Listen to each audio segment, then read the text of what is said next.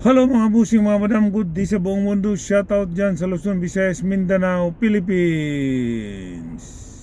Okay, pag-usapan natin tong si Kibuloy, mga busing, mga madam. Okay, talagang yari na si Kibuloy. Ma-extradite na siya papuntang Amerika, mga busing, mga madam. Talaga ito yung totoong karma, mga busing, mga madam. Iyakan na naman mga didilis dito, mga busing, mga madam. 'Di ba? Talagang minamadali na si Kibuloy ay dadalhin na sa Amerika. Talagang wala kasi may kaso siya doon eh. Ang kaso niya doon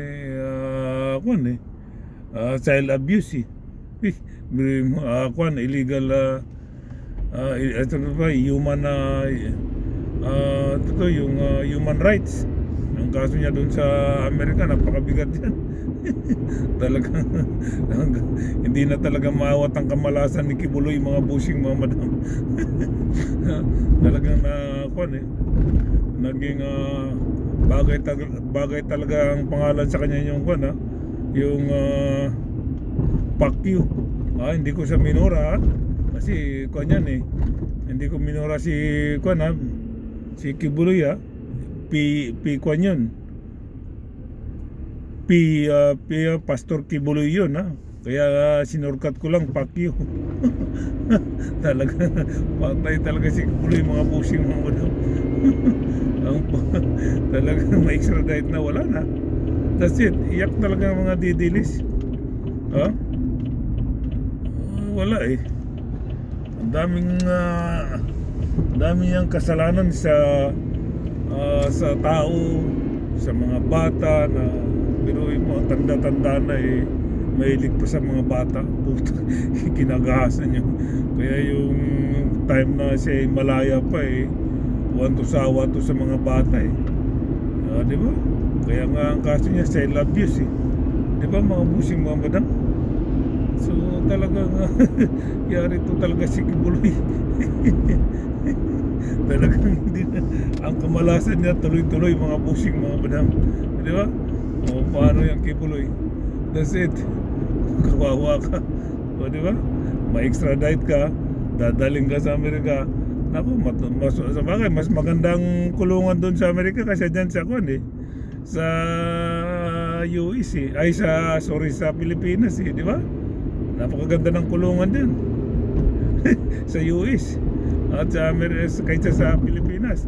So kung akong papipiliin Kibuloy, mas gusto ko dyan sa US kulong. Karma ka tuloy. Tutuloy ang karma. Ayan, Kibuloy ka. Iyakan kayo, mga didilis. Kawawa to mga didilis. Wala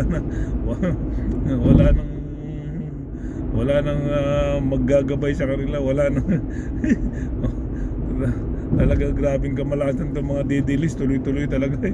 Di ba? Tapos itong si Bato, dinadivert lang pala nila dito si Bato eh. Kunwari lang pala nahuli si Bato, yung pala hindi pala, divert lang kasi nga yung impeachment trial ni Inday Sayad hindi na kaya ng parang hindi na kaya ng depensa eh. Nahihirapan talaga ang depensa, natataranta talaga sila eh. Hindi nila kayang ilaglag si Attorney Wamil ng kuwa eh. Ulit-ulit paikot-ikot ang tanong pero hindi nila kaya si Attorney Wamil.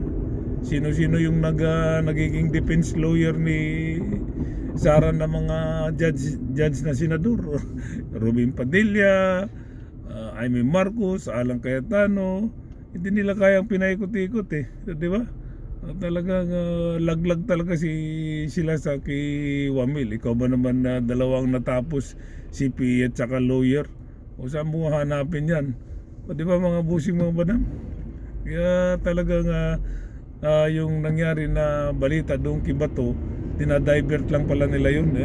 Observe ko lang yung mga busing, mga madam yung impeachment trial ni Sara Duterte dahil tagilid talagang laban nila. Kaya ang ginawa para hindi mapokus doon sa ang mga tao sa impeachment trial, para hindi doon mapokus sa tao, yung mga tao doon nila dinivert nila kay Bato na kunwari nahuli si Bato Napakagaling din tong mga didilis na ito eh. Napakagaling din tong mga didilis na ito mag-divert eh. Mag-divert eh, di ba? yung palang totoong nahuli pala, yung palang totoong nahuli si Kibuloy, dadalhin pala sa Amerika. Extradite ang nangyari sa kanya, mga bushing, mga madam. Patay talaga ito. O di ba? Magaling ang mga didilis mag-divert eh. Bato nahuli kunwari, dinivert para hindi yung mga taong bayan para hindi makapokus sa impeachment trial ni Sara Duterte, ni Inday Sayad. Wala, kaya sila tagilid talaga. Di ba mga musing mga madam? Wala na, patay na. Sorry ka na lang kay Buloy. At ikaw ba to? Magtago ka hanggang saan ang gusto mo, dahil may time na pag nahuli ka, that's it. Magsama kayo ni Tatay Digong sa dahig. Di ba mga busing mga madam? Okay, hanggang dito na lang po. Yun lang po. Maraming salamat sa mga aking mga pinalanggang followers. Sa mga hindi pa po nag-follow, please like and share, follow po kayo at aking babasahin. Sa mga didilis, lagi po ako nandito at nagbibigay ng sakit ng ulo sa inyo mga didilis at sama ng loob. Hanggang ngayon ay didilis pa rin ang utak ninyo mga busing mga madam.